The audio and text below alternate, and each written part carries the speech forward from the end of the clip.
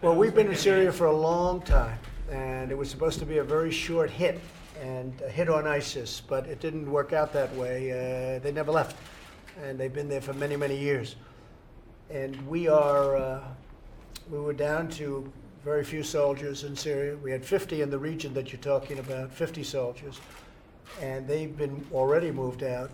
But we'll see what happens with respect to a lot of different things. We've told Turkey, I spoke with President Erdogan of Turkey, and I said, got to treat them good. You got to take care of ISIS. Don't forget, we defeated this group largely, defeated ISIS, 100% of the caliphate, 100%.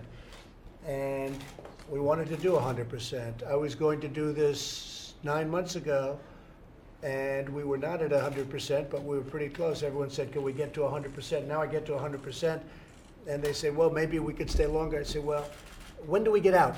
There's going to be a time we get out. We have to bring our people back home. And frankly, our great soldiers, I've been talking about this on the campaign. You go back 3 years ago and more, and you watch the speeches. We want to bring our soldiers back home. These are the endless wars. And we're not fighting, we're policing to a large extent. We're policing in certain areas. We're not police, these are fighters, great fighters, the greatest in the world, and that's what they do.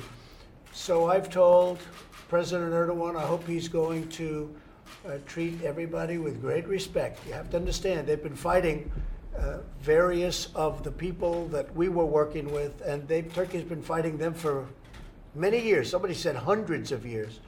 You had just mentioned to me yesterday, 200 years, maybe more.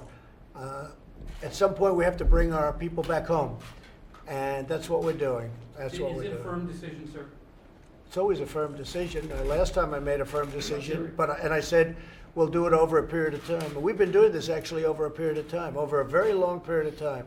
And we've been working with the people in this room, and our soldiers have been coming back over that period of time. I think that one of the very big factors, when we defeated ISIS, we have thousands right now of ISIS fighters and families.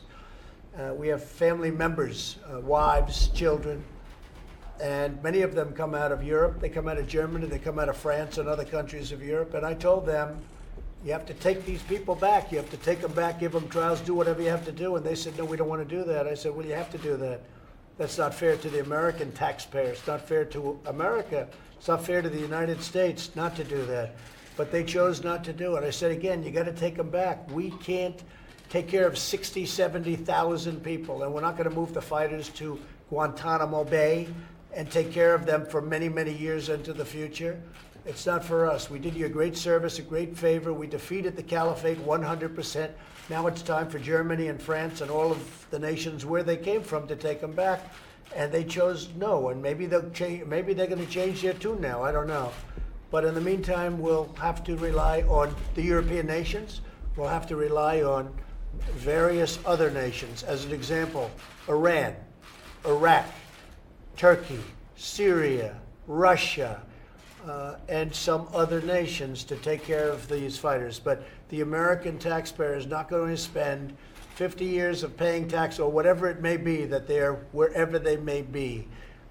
For instance, Guantanamo, or for instance, prisons in the United States. The American taxpayer won't put up with that.